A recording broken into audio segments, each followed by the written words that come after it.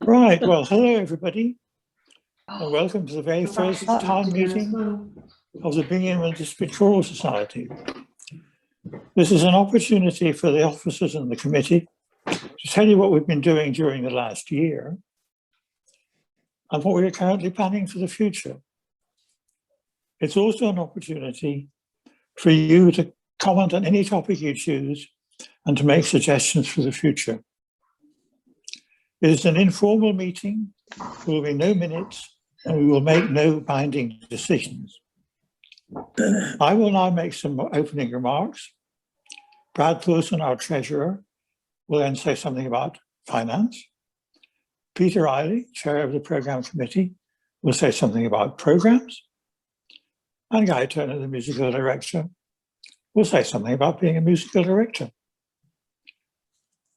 It will then be your turn for as long as it takes.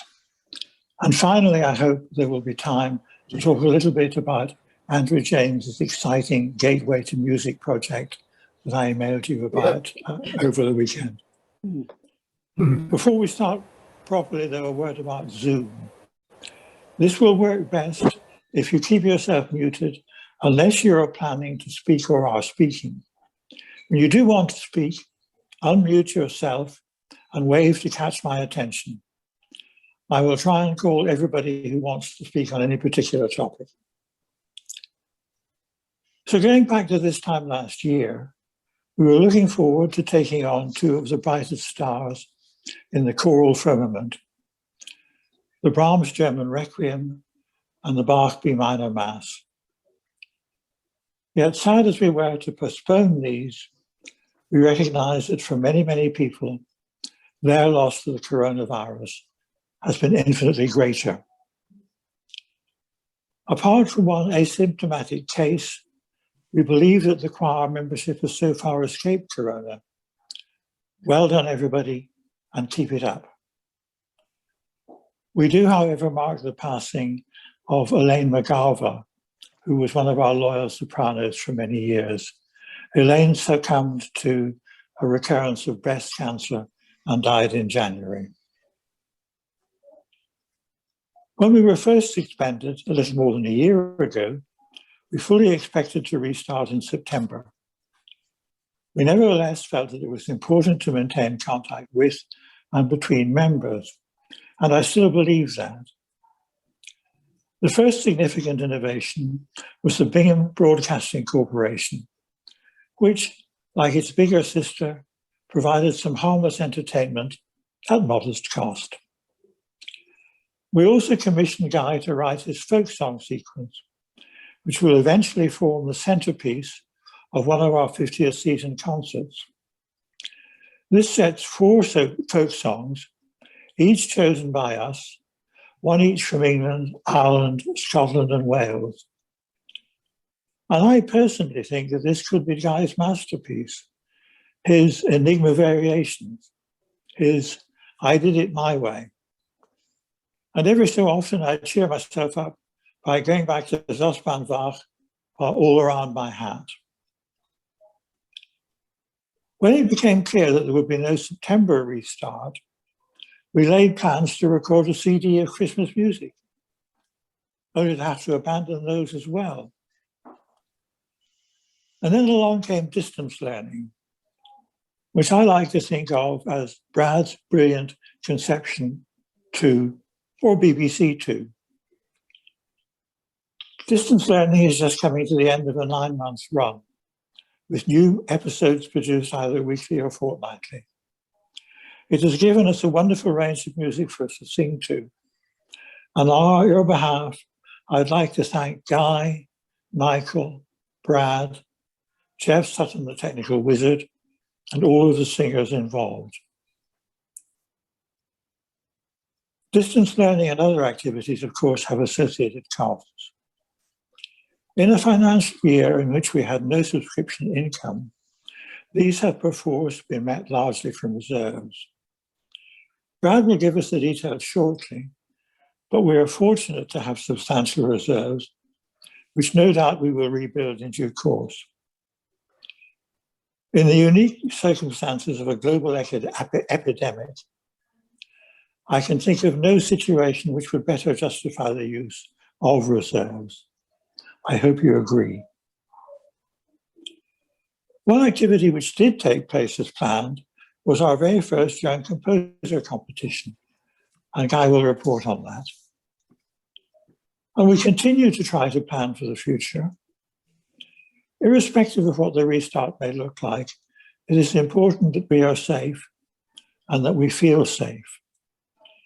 By the time of the restart, many of us will have been vaccinated, but that may not be enough. So we have established an autonomous safety subcommittee under Vice Chair Sally Ashton. This will oversee all aspects of our activity to ensure that we follow best available practice. Their decisions will be final unless overturned by a general meeting.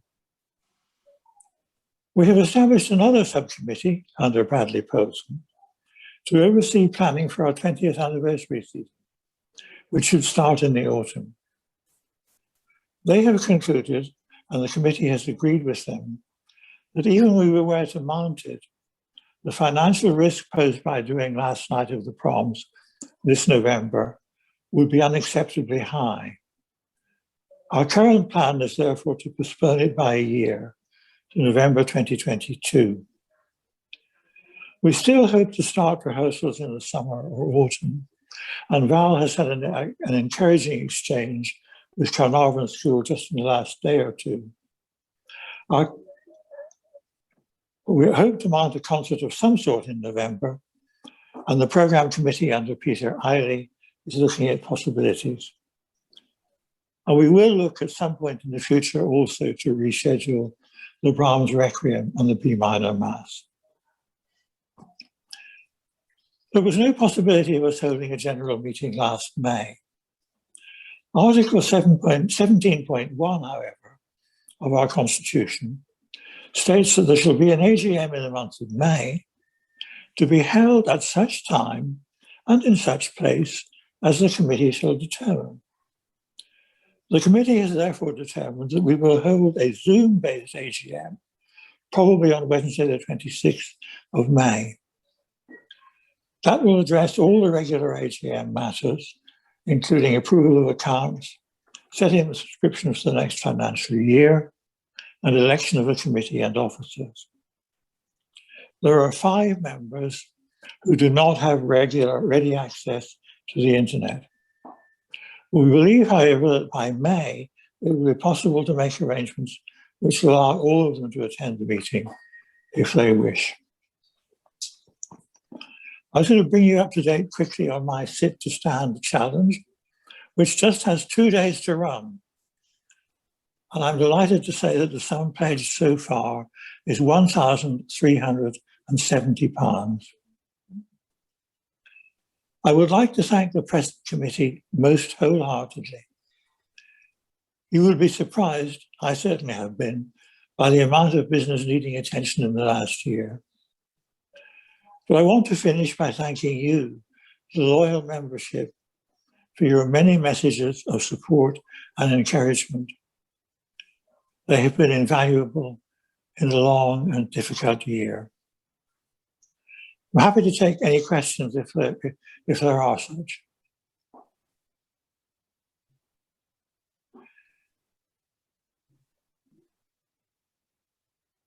No? In that case, Mr. Treasurer Posen. Thanks, Richard. Good evening, everyone. I'm sorry I had some technical difficulties beforehand. I was thinking that we'd try and show a page of the accounts, but that might just be a stretch too far. So I'll just talk through the highlights, if that's okay. It is hard to believe that it was Friday, March the 13th, a year ago, that Tim Connery, Judy Unell and I were sitting in the refectory at Southall planning our Jubilee concert. Little did we know that 2 days later we'd been locked down, and nothing's happened since then. So that's an interesting reflection. However, looking back financially, we closed the year last year with a modest loss of only £387, which actually was remarkable, given that we were able to make provision to pay Guy and Michael through till the summer. And that also gave us a relief on this year's accounts, because those fees for that portion of the year would normally come out of this year. Just to remind you that our year ends the 31st of March. So I'm giving you the figures today that based as what I think they will be in 2 days' time when we complete the year. So the headline for this year will look rather bad, but I want to give you some encouragement that it isn't quite as bad as it looks. So the headline loss for the year will be £6,841. However, there are lots of mitigating factors there, which I think when we go through, you'll understand. Firstly, unlike many choirs, and I've been doing some research, lots of choirs still charge their members during this last year, which I find incredible, even though they weren't able to do anything. So we were very clear as a committee early on that wouldn't be sensible. So we've had no income from that in that respect whatsoever. We do run, we have some ongoing fixed costs in the sense that we have insurances and memberships that we have to pay. And those are just over £1,100. So even if we don't open the doors, it costs us £1,100. If you could see the accounts, what you'd actually see is an entry that says concert costs at £2,257. And you'd be thinking, well, we haven't done any concerts. Well, that's true, we haven't. But what we've actually done is that if we had have been doing the Jubilee concert in this forthcoming November, then we would quite rightly this year have incurred the costs of printing and commissioning Guy for the folk songs and all of those things. And what we've done is we've incurred that cost now, which is cost that we will incur in now. Ideally, it would have been next year. So this is all set against the cost of the Jubilee concert. So it's really just expenditure brought forward. And in that, we've also bought some copies of music of the Bainton and so on. So we're well set for our Jubilee concert. We also, as Richard mentioned, the composing competition was run, and we had sorry, I could get some feedback then, sorry. So the composing competition was run, so we had the cost of the prize and the cost of the judges' fees there, which was £740. And we had an exceptional item as well, where unfortunately we infringed a copyright, a piece that we put on the website infringed some copyright. So we had a copyright fine of £510, which, trust me, we paid through gritted teeth, but that's a story for another day, maybe. So if you take out all of those exceptional items, then the net underlying loss for the year was just over £2,700. And the committee felt happy that was something that we should support from the reserves, given the exceptional circumstances. And we would look to recover those amounts and replace those in reserves over the forthcoming period. It is important also to say that we didn't actually dip into any of our savings accounts. So all of the expenditure was borne from our cash that we had in the bank. As Richard also mentioned, we did, though, produce 19 episodes of BBC Bingham, which is a light-hearted series of programmes like Desert Island Discs and quizzes and Have I Got News for You and other popular features. And the net cost of those was just £24 per programme. So I think that was pretty good. And then, of course, we had 24 episodes of the distance learning, which was designed to try and keep people singing during the lockdown. And at one point, we had 2/3 of the choir engaged in distance learning, which was remarkable. And the net cost of those came out at £83 per episode. So again, we think that was reasonable value for money. We did get some donations during the year, mainly given in part to support distance learning, and that amounted to £2,385. And we're particularly indebted to one anonymous member who donated £750 towards supporting distance learning, which really did help us to achieve that. Looking forward, just quickly, we haven't yet set the fees for 21-22. As Richard said, that will happen at the AGM, but we're predicting it will be the £110 that it was scheduled to be with our 3-year increase. So that's the figure that we'd like to probably settle on. but we will have some time to debate that between now and then. Just one issue or thought about fundraising. We broadly set up the finances so that our membership fees cover all our rehearsal costs, and then our fundraising broadly goes towards supporting the concert costs or concert losses. So fundraising is incredibly important to us. Going forward, of course, COVID restrictions are likely to make that more difficult. And just to give you an example, we currently raise about £500 a year on tea and coffee from rehearsal evenings. So it's unlikely that we would be able to continue doing that in the near future. So there are some real income issues for us where we'll lose that income. So I think thinking about fundraising going forward is going to be key. I need just to say as well, thanks to Brenda Hall for her anagram quiz. And I've been asked to just mention that that's still available, and anyone wishing to take part should contact Brenda. And just finally, I was really chuffed that Bingham Bases raised £1,000 for Framework. So for all our silliness, something good came out of that. So that was very enjoyable. Happy to take any questions. If anyone's got any questions on finances, or I'm happy to answer those.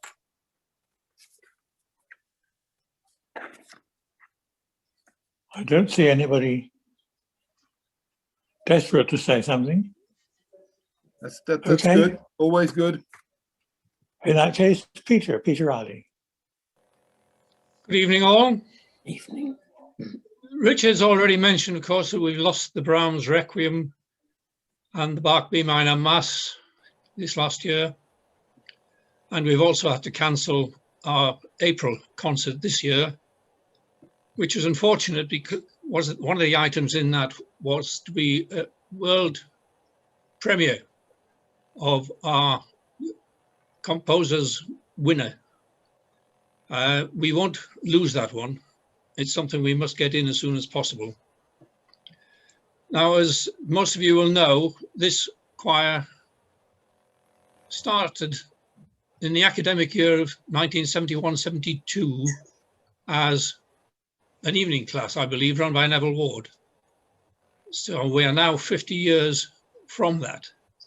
And our original intention was to have as a Jubilee year starting 2021, running into 2022. We've now lost the 2021 November concert. So our first concert in this Jubilee session, which will now all take place in 2022, will be as originally intended as the second concert, which will now be the first, and that's the Messiah in Newark with Newark Choral Society. That will be in the St. Mary's Church there. The second concert will be the summer concert, and we very recently had confirmation that Scunthorpe will be pleased to join us there, Scunthorpe Choral Society. I'm not sure how much we've sung with them in the past, but I know Neville was associated with them for many years, I believe, as their musical director. So there is a strong connection there, and they are very pleased to join us. The third concert, as we said, will be now the Proms concert.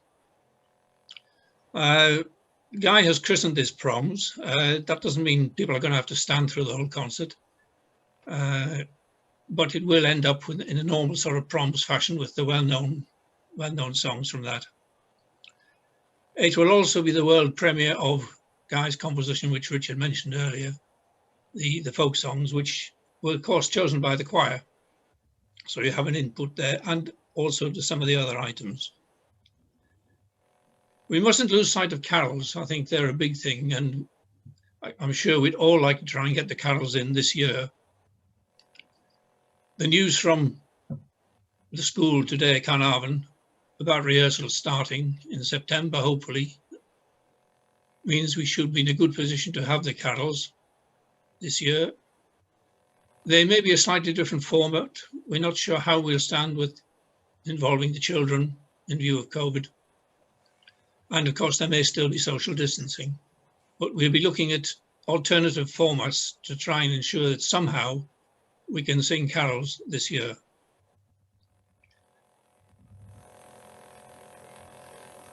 '22, as I've already covered, is, I think, sorted. What does leave us with is November this year.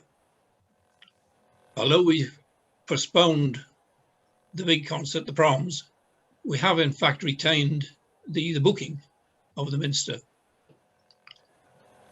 Now, the Minster is a big place, obviously. It is doubtful if we can still get the 2 choirs and an orchestra, so we're not going to attempt that. Even if we did, we could probably only get half an audience, and half an audience would be half the income, which I'm sure Brad couldn't agree to. It's possible we could put in the concert which we're losing this April, which was going to be the Chichester Psalms, Rutter Requiem, and the new composition. So that is a possibility, but we will be holding a programme meeting in the very near future. And we'll get the competition winner in somehow, and it'll probably be just ourselves, Bingham Choral, probably just with either a very small orchestra or organ or piano. And that'll be it. The good news really today is the start of rehearsals. Looking forward very much to getting back to that. And hopefully, as I say, we'll have something arranged for November and certainly Christmas, and then a full year next year. Looking beyond that, Richard mentioned the Brahms Requiem. We know Mansfield would like to do that again with us. And we also have on our schedule the Vaughan Williams Sea Symphony, sometime coming up in the next couple of years or so. That's about all I can tell you at the moment, Richard. Thank you very much, Peter. Are there any questions for Peter?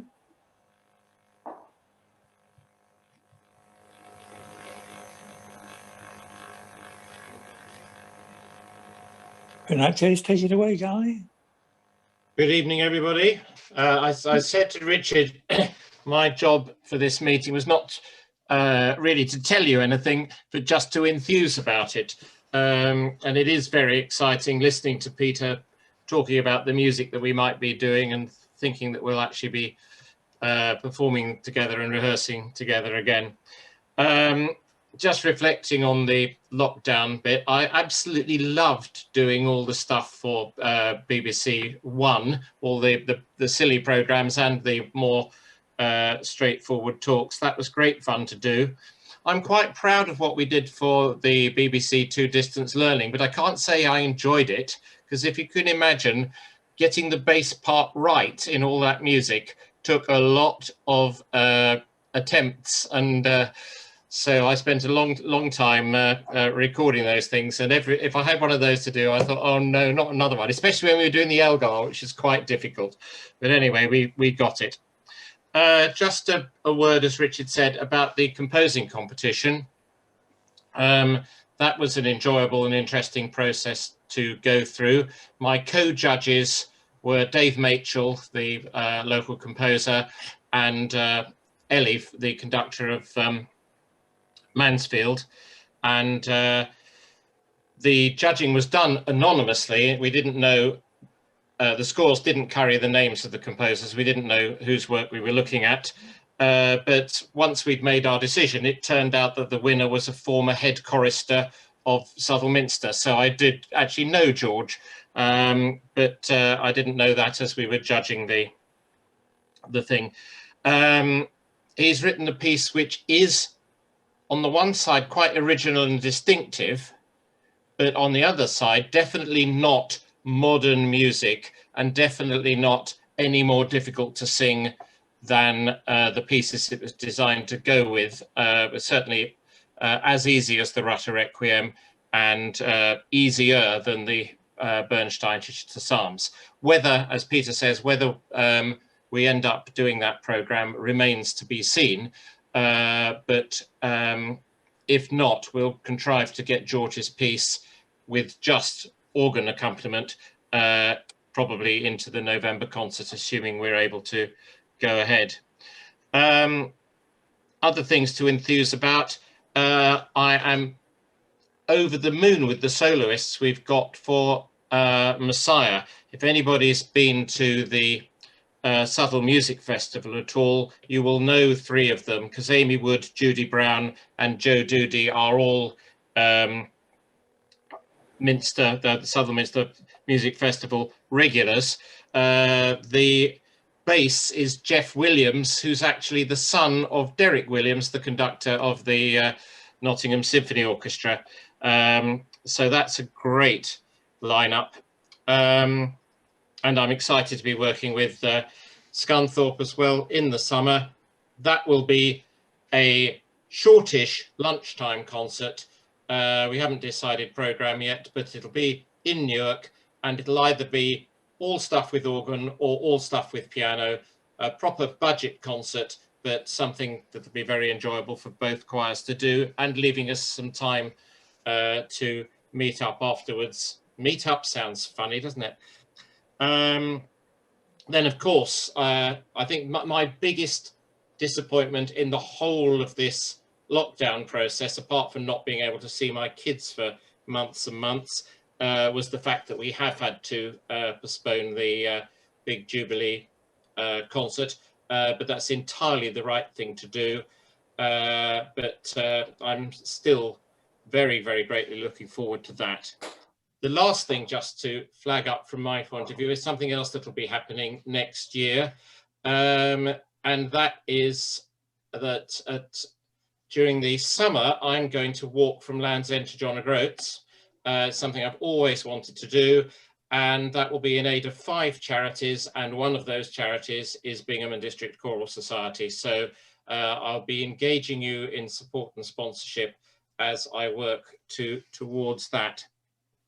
I think that's all I have to enthuse about at the moment, apart from how great it is to see people. So thank you. Thank you, Guy. Questions or comments to Guy? Can I ask? Yes, of course. Just one thing. Is the beard staying, Guy? I think so, yes. Very distinguished. Well, I used to have a beard for most of my adult life, and then I was told I looked younger without it. I shaved it off for charity at one point, and I was told I looked younger without it. And then gradually my neck was getting more and more and more an old man's neck. So now I look younger with the beard. Careful. Anything else for Guy? In that case, are there matters that you want to raise or matters that you want to comment on? Anybody?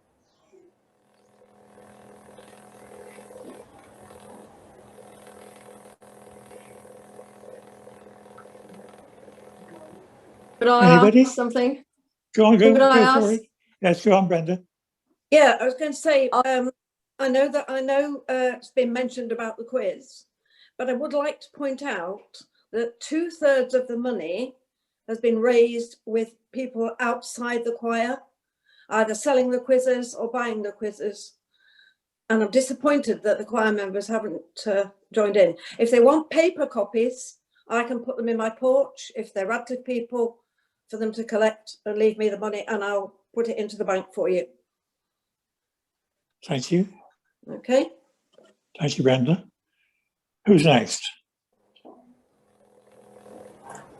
Are we going to start rehearsals in September, do I gather? We hope, all things being equal, that is a possibility, but we hope to start rehearsals last September as well. So nothing is for certain. Oh no, I know it's not for certain, but that's what we're aiming for. That's definitely what we're aiming for. Okay, fine, thank you. And Carnarvon have told us that we are slated, that we have a permanent booking on the Wednesday night as soon as they're allowed to start letting to us again, and that they will try and work with us to make sure that we provide an environment which stays safe for them and is safe for us. Fine, lovely. Brilliant. Yep. I'm just scanning along to see if I can see any other faces with.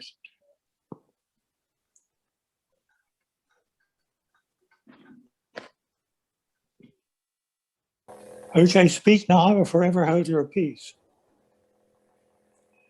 In that case, let's spend a little bit of time just talking or listening to Andrew James tell us about his project for Gateway to Music in Newark. It's rare that one comes across something that I think can be described as truly visionary, but this, I think, is one of those rare moments. Andrew.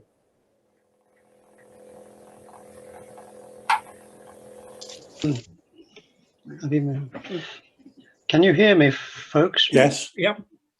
I don't know that I actually want to say very much in terms of introduction, because you've had a page and a half of blurb from me and some plans and photographs circulated before the meeting. It's just to say that really I feel this is something that's, say, I've been living with for about 30 years, and particularly during the decade when I was chair of Music for Everyone. So this is the 10th time that I've tried to bring this to reality, but I think this time is definitely the closest I've got, and hopefully in about 3 months' time we'll have liftoff.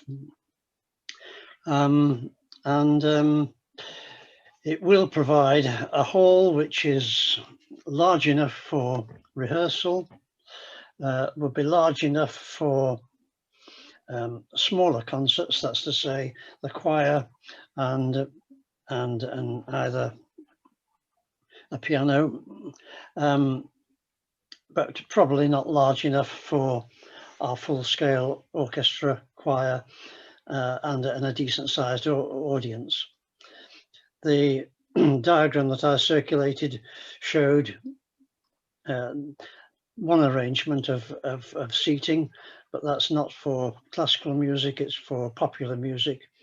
And there's 4 other arrangements, because this is a flat-floored auditorium, which is just about square. So you can have in the round, horseshoe, semicircle, or straight formal arrangement, which we're very familiar with as alternatives to the arrangement that I've shown on the drawing. But I would be happy to field your comments or answer any questions you might have.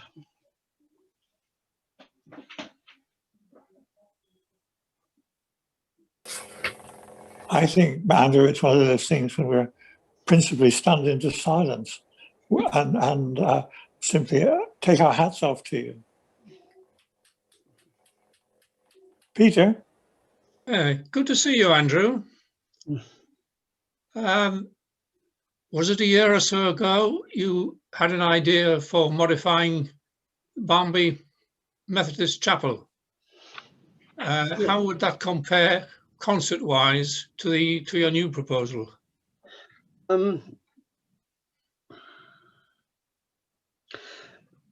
My discussions with Barnby Gate lasted about 6 months, but I was never enthusiastically received by the minister, and eventually our discussions just broke down in July, and I had to look elsewhere. The differences between Barnby Gate and here is that this is a smaller venue in terms of capacity. Its maximum capacity for classical concerts would be about 300 audience, whereas Barnby Gate could take many more than that, probably about 600. However, the flat-floored square plan is extremely flexible, and on the whole, I'm much happier with this arrangement than I would have been with Barnby Gate. It gives us much more flexibility, and it's all on one level, of course, as well. Okay, thank you.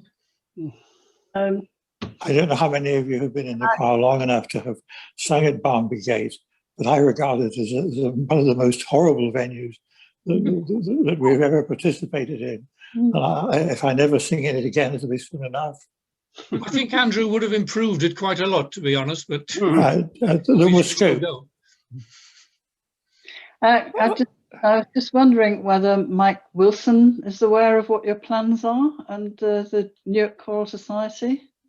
No, I've kept everything quiet during the year. I haven't tried to share this with anyone outside the district council, because they get a bit touchy if you try and pressure them too much by making it rather public. But Mike Wilson and about 30 other arts and music organisations will know about it by the end of the week, because they're all going to receive a variation of what I've sent to you. I'm really looking for active support from musical and arts organisations in Newark to support the project as it's now shaping up. Do you think that it'll have a good acoustic? Because we have a big hall in Radcliffe, you know, the Grange Hall, but we don't like singing there because the acoustic isn't very good. Yes, this of course doesn't have a proscenium stage or a fixed stage as Radcliffe has, and it's we should be engaging an acoustic expert both to advise us on the performance acoustics and any adjustments to the building that might be necessary to achieve a decent acoustic.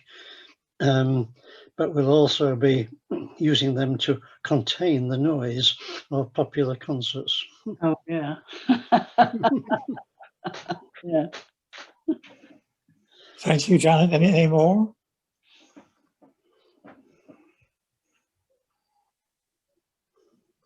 Right. Well, we have been 33 people, and the technology seems to have worked almost seamlessly, which is amazing. Thank you all for participating. Are there any final observations or remarks before we say goodnight? Sally wanted to speak, I think. Sally? You have to unmute. Yeah, you're muted. You're muted.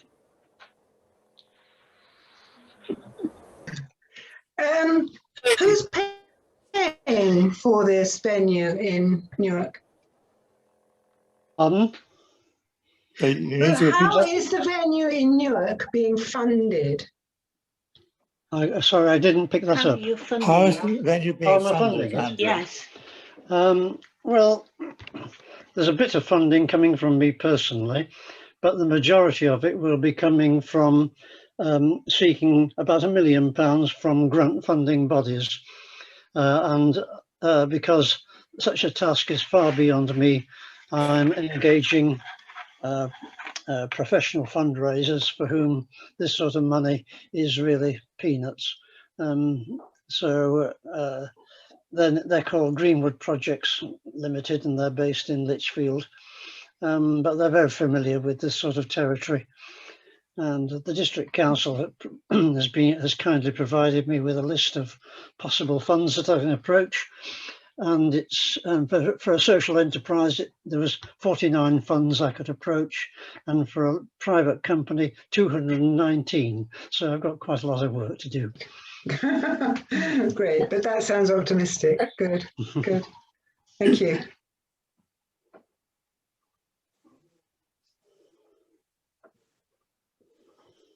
John Barber, you're waving your hand.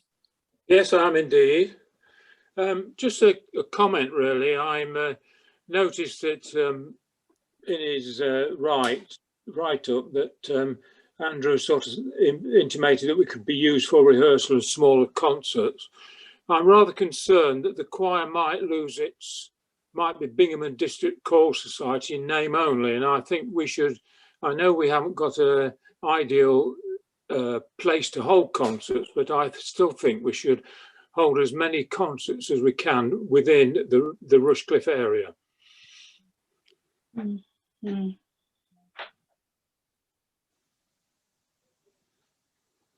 Thank you, John. Pleasure. Any more?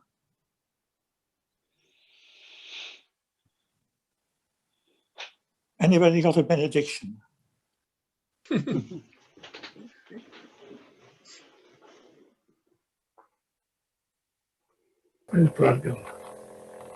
Well, in that case, it's good night from me. And it's good night. Good night from us. Good night for me. Thank you. Thank you all Thank for you very taking much. part. Thank you. Bye. Bye, everyone. Good to see you. Yeah. Richard